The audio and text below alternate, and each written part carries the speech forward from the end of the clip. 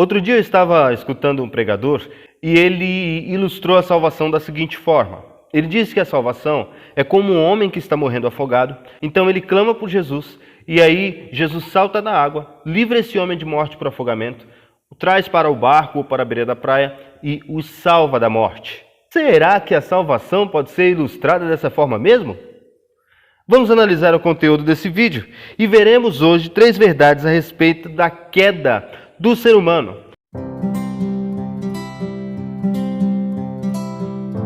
Lembre-se que nós falamos nos vídeos anteriores. Se nós interpretarmos Gênesis 1, 2 e 3 da maneira correta, nós interpretaremos toda a Bíblia da maneira correta. Hoje nós veremos 3 verdades acerca da queda. Em primeiro lugar, nós veremos o que foi a queda. Em segundo lugar, as consequências da queda. E em terceiro lugar, o castigo por causa da queda. Então, em primeiro lugar, nós veremos o que foi a queda. Para isso, no entanto, nós precisamos entender o que era o ser humano antes da queda. Bom, você sabe, em Gênesis 3, Deus ele fez Adão, colocou no jardim para que ele cultivasse o solo, depois criou sua mulher, Eva, e eles foram enganados pela serpente. Em princípio, isso parece mais uma história infantil, de criança, mas quando nós analisarmos esse capítulo da Sagrada Escritura de maneira mais detalhada, nós veremos que nós tiramos dali toda uma cosmovisão.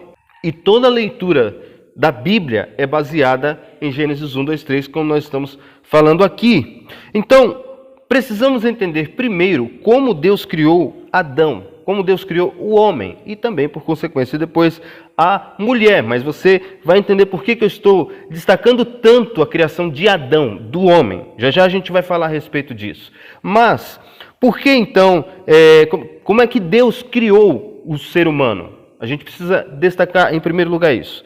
Como Deus criou Adão? Em primeiro lugar, nós precisamos entender e aprendemos, de acordo com a Bíblia, que Adão e, consequente, a raça humana, mas Adão, ele foi criado justo e perfeito. Lá em Eclesiastes, capítulo 7, no versículo 29, o texto da Sagrada Escritura diz assim: Eis o que tão somente achei, que Deus fez o homem reto, mas ele se meteu em muitas astúcias. Deus criou o ser humano reto.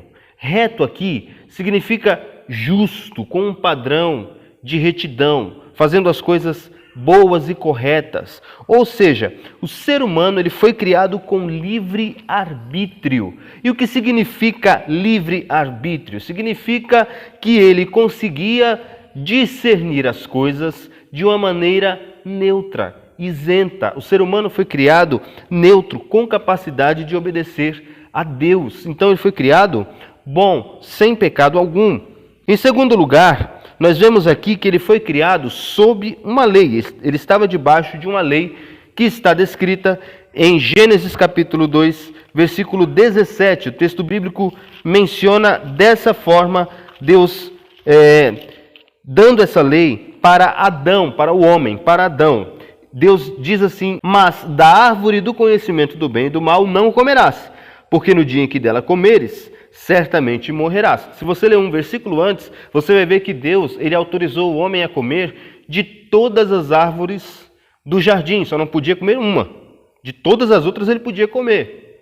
E se ele comesse da árvore do fruto proibido, ele morreria. Isso foi uma lei que Deus impôs para Adão. Deus criou Adão sob ou debaixo desta lei. E esta lei, tecnicamente, ela é conhecida na teologia reformada como pacto de obras. Eu não vou entrar na discussão aqui porque que a confissão de fé não menciona pacto de obras, porque que ela não usa esse termo no capítulo 6 da confissão. Nós não vamos entrar nesse detalhe aqui.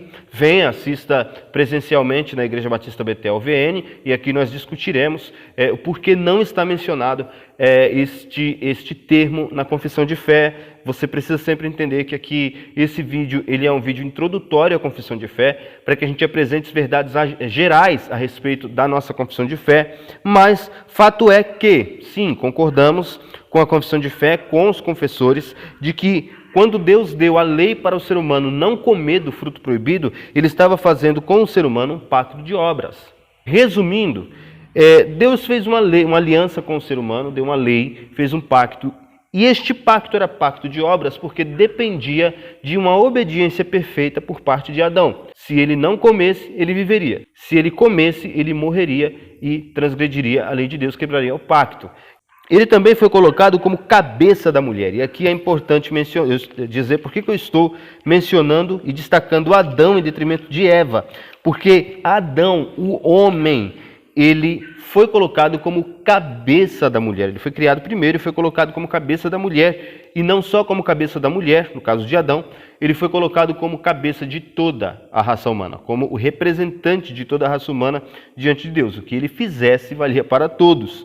Então, veja o que está escrito em 1 Coríntios capítulo 11, versículo 3. Quero, entretanto, que saibais ser Cristo o cabeça do homem, e o homem o cabeça da mulher, e Deus o cabeça de Cristo. Então, Deus colocou Adão como cabeça da mulher e também como cabeça de toda a raça humana. E aí, o fato dele ter sido colocado como cabeça de toda a raça humana está escrito em Romanos capítulo 5, versículo 12. O texto diz assim: portanto, assim como por um só homem entrou o pecado no mundo, e pelo pecado a morte, assim também a morte passou a todos os homens, porque todos pecaram. O texto de Paulo diz claramente que por um só homem entrou o pecado no mundo. Que homem é este? Adão. Adão, então, ele era o cabeça da mulher, de Eva, e o representante de toda a raça humana diante de Deus. Ele era o nosso representante. E o que aconteceu com esse homem, com Adão? Ele foi enganado pela serpente junto com sua mulher. Isso está escrito em Gênesis capítulo 3, versículo 1 a 5 e versículo 13. Mostra claramente, se você conhece a história, você vai lembrar que a serpente, que era o mais astuto de todos os animais, ele abordou a Eva, ele confundiu Eva se deixou levar, então ela comeu do fruto, deu para Adão, que também comeu, e ali eles foram enganados pela serpente. Então, o ser humano foi criado com livre-arbítrio, ele foi criado sob uma lei, um pacto de obras, ele foi colocado como cabeça da mulher, ele foi colocado como representante de toda a raça humana, ele foi enganado pela serpente, então, por fim, ele quebrou o pacto livremente. O pacto que Deus havia feito com ele quebrou livremente. Isso está colocado em Gênesis 3, de 1 a 7. Mostra claramente essa passagem que o ser humano livremente quebrou o pacto que ele tinha com Deus, ou que Deus estabeleceu com ele. O pacto que Deus estabeleceu com ele exigia obediência perfeita. E o ser humano, ele não obedeceu o pacto e, portanto, ele caiu. Em segundo lugar, vamos ver a consequência ou as consequências da queda. A primeira consequência da queda quando o ser humano caiu, quando Adão caiu, ele perdeu a sua retidão original. Isso está posto muito claramente no capítulo 6 da Confissão de Fé, e a palavra de Deus, ela atesta isso claramente, mostrando que a Confissão de Fé está de acordo com as Escrituras. Portanto, se o ser humano perdeu a sua retidão original, isso significa que ele também perdeu o seu livre-arbítrio. O que, pastor? Quer dizer que eu não tenho livre-arbítrio? Sim. Às vezes eu abordo pessoas na rua, ou converso com elas, ou até no Facebook. E quando nós estamos conversando uma conversa religiosa, ela olha para mim e fala assim, mas Deus, ele deu uma coisa muito preciosa para todo ser humano, né? Está na Bíblia, é o livre-arbítrio. Livre-arbítrio, se você lembrar que nós falamos no começo desse vídeo, é uma retidão original. Isso significa livre-arbítrio. É discernir livremente. É ter uma neutralidade que faz com que o ser humano possa livremente escolher servir ou não a Deus. Ele não é inclinado para lugar nenhum. Isso é livre-arbítrio. Livre-arbítrio não significa livre escolha, livre decisão, livre ação. O livre-arbítrio ele tem muito mais a ver, então, com o meu eu interior, com meus julgamentos, com o meu discernimento, com tudo isso que envolve o meu eu interior. Livre-arbítrio não significa as minhas escolhas externas. E, portanto, se o ser humano ele perdeu a sua retidão original, sua retidão interior, a retidão do seu coração, ele também perdeu o seu livre-arbítrio, como Martinho Lutero nos ensina, claramente através das Escrituras, ele ensina que o arbítrio do ser humano não é mais livre. O arbítrio do ser humano agora é escravo do pecado. Em segundo lugar, O ser humano, se Adão caiu, toda a raça humana caiu com Adão, tá bom? Por quê? Porque Adão era o nosso representante. Então, o ser humano caiu. Isso significa, quando eu falo ser humano aqui, não é só Adão, é toda a raça humana. Ah, pastor, mas se a Eva tivesse comido o fruto e Adão não tivesse comido, o que aconteceria? Nada. Quem era o representante da raça? Adão. Então, quando Adão caiu, toda a raça humana caiu com Adão. Isso está posto em Romanos capítulo 5, 12. Já lemos, vamos ler de novo.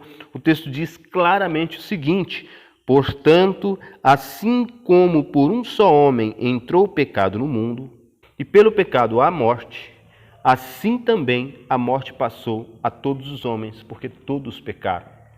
Pecar é violar a lei de Deus. Hoje nós temos os 10 mandamentos. Os 10 mandamentos da lei de Deus é o nosso padrão de obediência, daquilo que Deus exige de nós. Todos nós já quebramos os 10 mandamentos, então nós também quebramos a lei de Deus. E isso mostra claramente que por um só homem entrou o pecado no mundo, e pelo pecado a morte, porque todos os homens pecaram. Não ficou ninguém que não tivesse cometido o pecado. O pecado de Adão atingiu toda a raça humana, porque ele era o nosso representante diante de Deus. Em terceiro lugar, a terceira consequência da queda é que nós morremos espiritualmente. Em Gênesis 2,17, mais uma vez o texto diz assim: mas, Deus falando, mas da árvore do conhecimento do bem e do mal não comerás, porque no dia em que dela comeres, certamente morrerás. Qual foi a ameaça que Deus deu para o ser humano caso ele comesse do fruto proibido? Deus disse o seguinte: certamente morrerás. Aí eu te pergunto, o ser humano morreu ou não morreu? O que você acha? Em Efésios capítulo 2, versículo 1, Paulo fala o seguinte: ele nos deu vida a nós, servos do Senhor, ele nos deu vida, estando vós mortos em vossos delitos e pecados. A palavra morto aqui, no termo original, no grego, é a palavra necros, de onde vem a palavra necrotério, que significa um morto em estado, um cadáver em estado de decomposição.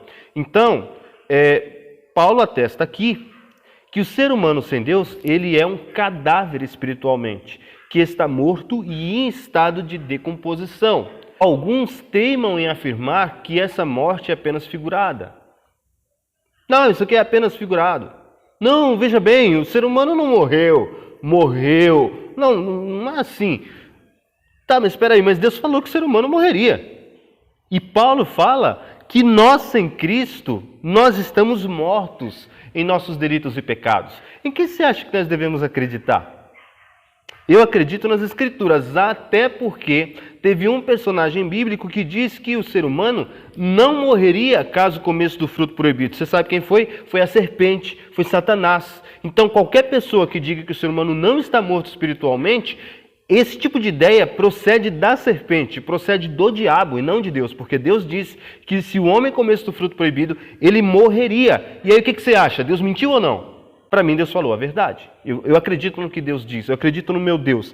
E ele disse que o homem, ele morreu espiritualmente. De modo que, se o homem está morto espiritualmente, ele não tem mais livre-arbítrio para decidir se quer vir a Cristo a hora que ele bem entender. Ele não pode escolher vir a Cristo livremente. Por quê? Porque ele está morto, mas ele está morto em quê? Nos delitos e pecados. Significa o quê? Que ele só pode produzir pecado. Ele só pode pecar. Tudo que ele faz é pecado, porque ele está morto em seus delitos e pecados. Muito forte essa parte, né? Muito forte. Mas isso é a palavra de Deus. Mas uma consequência da queda: o nosso eu interior foi corrompido pelo pecado. Vejamos o que está escrito em Jeremias, capítulo 17, versículo 9. O texto diz assim: enganoso é o coração, mais do que todas as coisas, e desesperadamente corrupto. Quem o conhecerá? Aí vem a pergunta: desde quando nós somos corrompidos pelo pecado? Tem pessoas que pensam que criança é anjinho, que bebê é anjinho, mas olha o que diz a palavra de Deus também a respeito dos infantes, a respeito das crianças, no Salmo capítulo 51, versículo 4 e 5. Davi, quando ele peca, ele diz o seguinte: pequei contra ti somente, e fiz o que é mal perante os teus olhos, de maneira que serás tido por justo no teu falar e puro no teu julgar. Aí ele diz: eu nasci na iniquidade, e em pecado me concebeu a minha mãe. Eu nasci em pecado, e em pecado me concebeu a minha mãe. Então, desde quando o ser humano é pecador? Desde a concepção.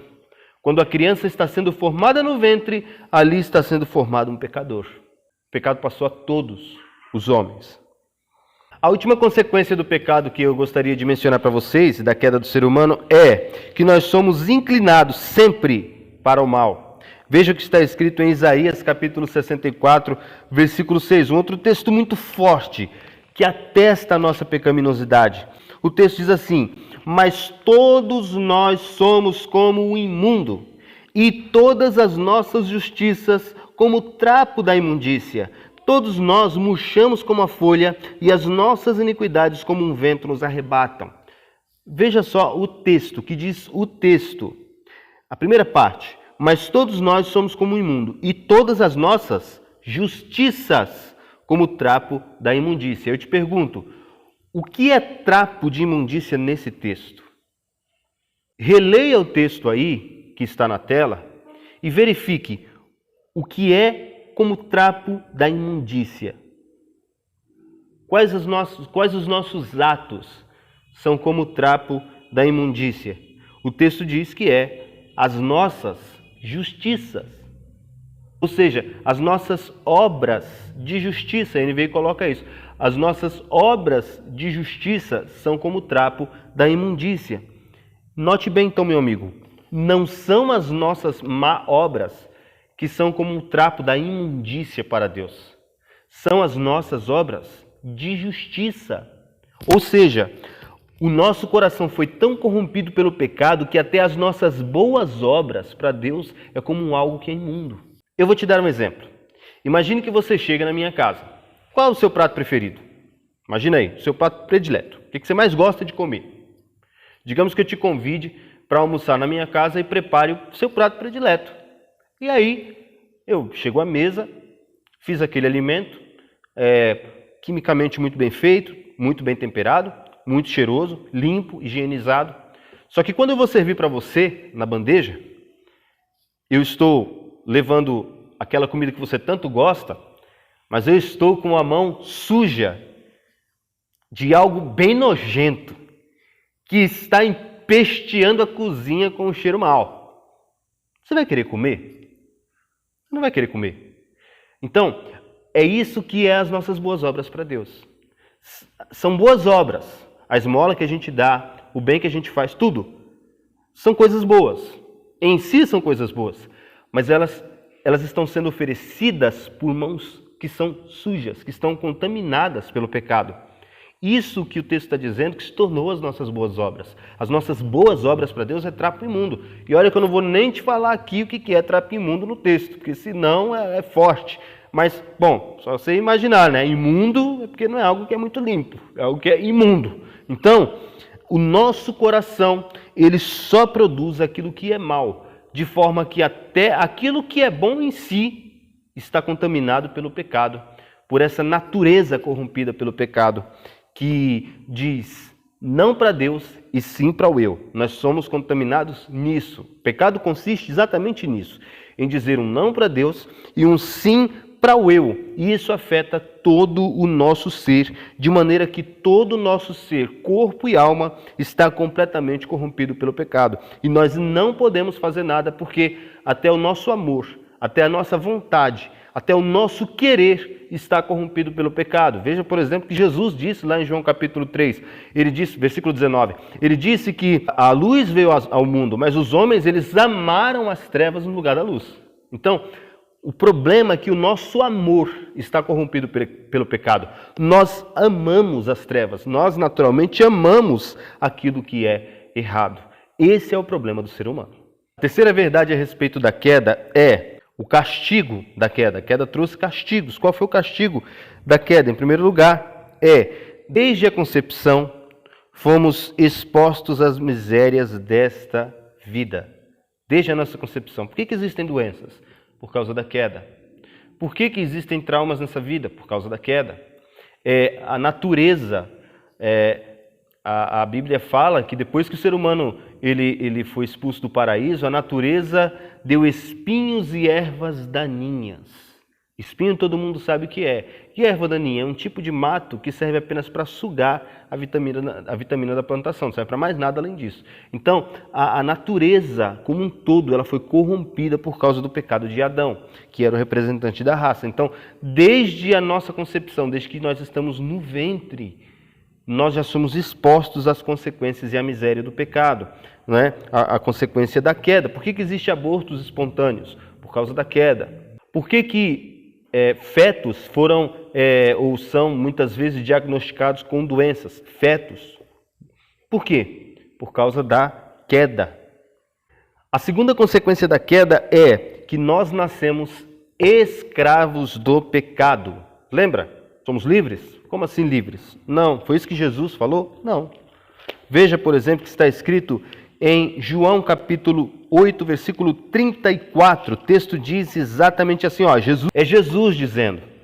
Se o seu pregador, se o seu pastor que você mais gosta diz o contrário, o problema é dele. Jesus diz isso aqui, Replicou-lhe Jesus: em verdade vos digo que todo que comete pecado é escravo do pecado. Você comete pecado? Você peca. Se você peca, você nasceu escravo do pecado. Eu nasci escravo do pecado. Mais ainda, uma outra consequência, ou um outro castigo por causa da queda, né? Além de sermos expostos às misérias, às doenças, às calamidades desta vida, desde a concepção, além de nascermos escravos do pecado, nós nascemos já escravos do pecado, né?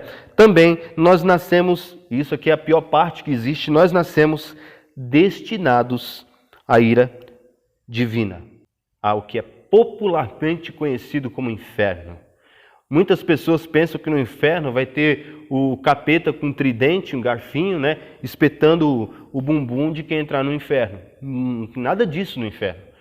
No inferno, Deus é quem reina, mas Deus reina com a sua ira.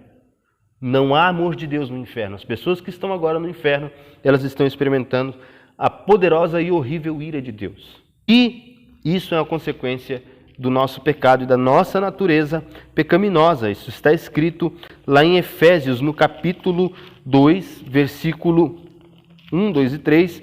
Paulo diz assim, para a igreja de Éfeso, né? Ele diz assim: ele vos deu vida. Ele deu vida para quem? Para a igreja de Éfeso, para todos os que creem em Cristo. Ele vos deu vida, estando vós mortos nos vossos delitos e pecados, nos quais andastes outrora, segundo o curso deste mundo, segundo o príncipe da potestade do ar, do espírito que agora atua nos filhos da desobediência, entre os quais também todos nós andamos outrora, segundo as inclinações da nossa carne. Carne aqui é o nosso eu, fazendo a vontade do nosso eu, da carne e dos pensamentos. E éramos por natureza o quê? Filhos da ira, ou destinados à ira, como também os demais.